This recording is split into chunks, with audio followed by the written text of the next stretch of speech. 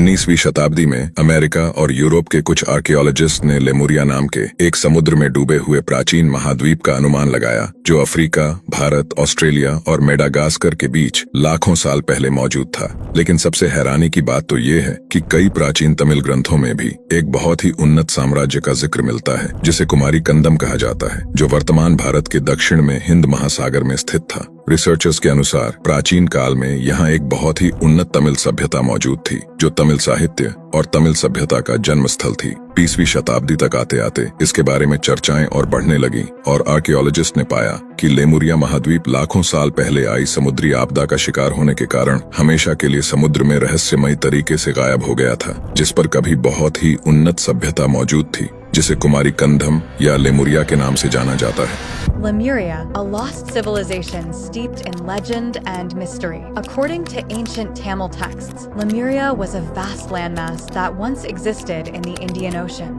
Its history remains largely unknown to modern scholars. जो लोग ये मानते हैं कि भारत की शुरुआत सिंधु घाटी सभ्यता से हुई थी, उन्हें आज की ये वीडियो जरूर देखनी चाहिए। भले ही सिंधु घाटी सभ्यता के लोग बहुत ही एडवांस थे, लेकिन इनसे भी पहले भारत का जन्म हो चुका था, क्योंकि इन लोगों के हजारों लाखों साल पहले एक और भी सभ्यता, एक और महाद्वीप मौजूद था जिसे कुमारी कंदम कहा जाता था।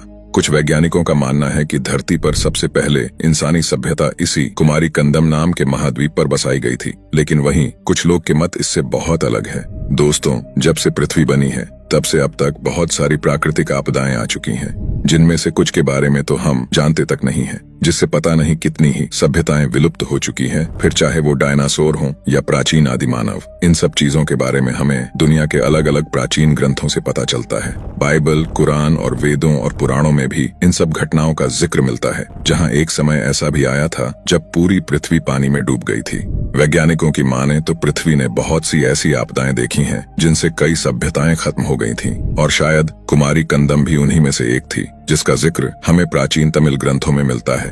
दरअसल गोंडवाना लैंड से टूटकर ही भारत, ऑस्ट्रेलिया, अफ्रीका और अंटार्कटिका का निर्माण हुआ था। लेकिन 19वीं सदी में की गई कुछ रिसर्चेस में ये पता चला कि आज से करीब 15,000 सालों पहले भारत के तमिलनाडु के पास एक और महाद्वीप भी मौजूद था जो आज पूरी तरह से समुद्र में डूब चुका है, जिसे बाद में लेमुरिया नाम दिया गया। शिलप्पाधिकारम ये ग्रंथ तमिल साहित्य के 5 महाकाव्य में से एक है, जहां इसमें हमें एक डूबे हुए महाद्वीप का जिक्र मिलता है। 2री शताब्दी में लिखे गए इस ग्रंथ के अनुसार इस महाद्वीप पर पांड्या राजवंश का राज था, जहां बहुत ही उन्नत और आधुनिक लोग निवास करते थे, जो समुद्र में आई भयानक बाढ़ के कारण समुद्र में समा गया था।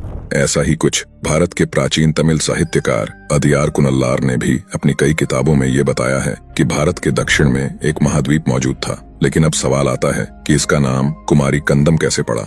दरअसल इस महाद्वीप पर तमिल बोलने वाले लोगों ने ही राज किया था, यानी उस समय के पांड्या राजघराने के लोगों ने ही राज किया था। उन्होंने कुमारी कंदम पर लगभग 10,000 सालों तक राज किया था। कुछ ग्रंथों के अनुसार यहाँ प्रातान नाम के राजा थे, जिसकी एक बेटी थी जिसका नाम कुमारी था, जिसकी वजह से बहुत लोगों का ये मानना है कि शायद इन्हीं की वजह से इसका नाम कुमारी से कुमारी कंदम पड़ा। 15वीं शताब्दी में लिखे गए ग्रंथ कंथापुरम में सबसे पहले हमें कुमारी कंदम नाम का जिक्र मिलता है। कहा जाता है कि आज का श्रीलंका भी उस समय कुमारी कंदम का ही भाग था। साल 1864 में फिलिप्स स्क्लेटर नाम के एक ज़ूलॉजिस्ट ने पाया कि ऑस्ट्रेलिया और मेडागास्कर में कुछ ऐसे जीव मौजूद हैं जिनका भारत से भी एक गहरा संबंध है। इन जीवों को लेमुर कहा जाता है। उन्होंने पाया कि एक दूसरे से हजारों किलोमीटर दूर होने के बावजूद भी ऐसा कैसे हो सकता है कि इन तीनों जगहों पर मौजूद जीवों में इतनी ज्यादा सिमिलैरिटीज हों।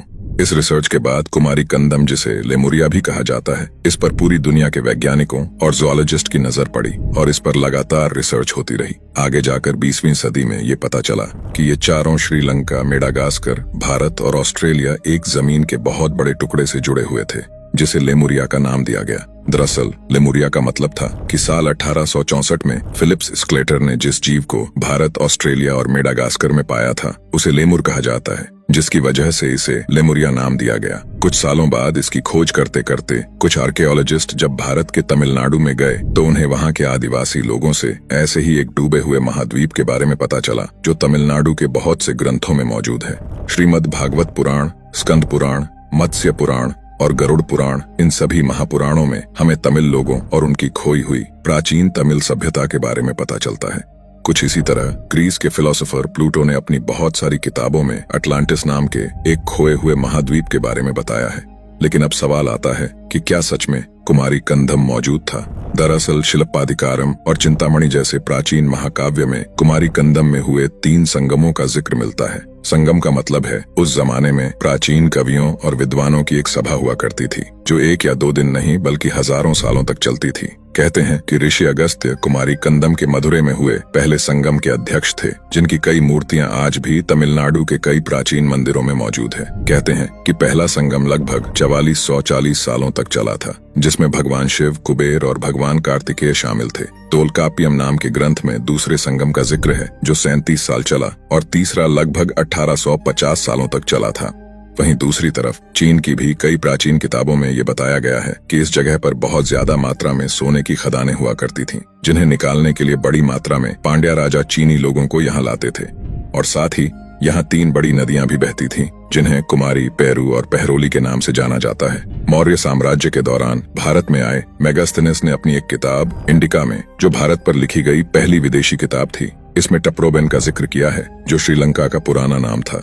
मेगास्थनीज ने अपनी किताब में बताया है कि भारत और आज के श्रीलंका को पुरुन्नई नाम की नदी अलग करती थी, और आज भी ये नदी तमिलनाडु में मौजूद है, जिसे तामिरबरणी नदी कहा जाता है, जो आज हिंद महासागर में जाकर मिल जाती है। फेमस जोलॉजिस्ट अल्फ्रेड रसेल ने बताया है कि लेमुरिया ही वो जगह थी जहां अफ्रीका से बंदरों की नस्ल अपनी इंसानी नस्ल में बदली थी और अपना एक साम्राज्य खड़ा किया था। बहुत सारी रिसर्चेस बताती हैं कि अफ्रीका, मेडागास्कर और ऑस्ट्रेलिया के आदिवासी लोगों में जो भाषाएं बोली जाती हैं, वो तमिल भाषा से कुछ हद तक मेल खाती है। यानी ऐसे बहुत सारे ग्रंथ, प्राचीन किताबें हैं जो कुमारी कंदम के अस्तित्व में विश्वास रखती हैं। लेकिन अगर ये महाद्वीप सच में मौजूद था, तो ये डूब कैसे गया? दरअसल वैज्ञानिकों का मानना है कि कुमारी कंदम आखिरी आइस एज के कारण आई बाढ़ के कारण डूब गया था। जब आखिरी आइस एज खत्म होने को थी, तो कुमारी कंदम के लोगों ने इसे डूबता देख यहाँ से दूर दूसरी जगहों पर जाने लगे और वहाँ जाकर उनकी संस्कृति में घुल मिल गए, जिसकी वजह से नई नस्लें, नई भाषाओं और एक नई सभ्यता का जन्म हुआ, जिससे बहुत लोग ये मानते हैं कि दुनिया की ज्यादातर भाषाएं तमिल भाषा से ही बनी हैं। लेकिन वहीं दूसरी तरफ दुनिया का सबसे ज्यादा उन्नत और समृद्ध महाद्वीप हमेशा हमेशा के लिए समुद्र में समा गया।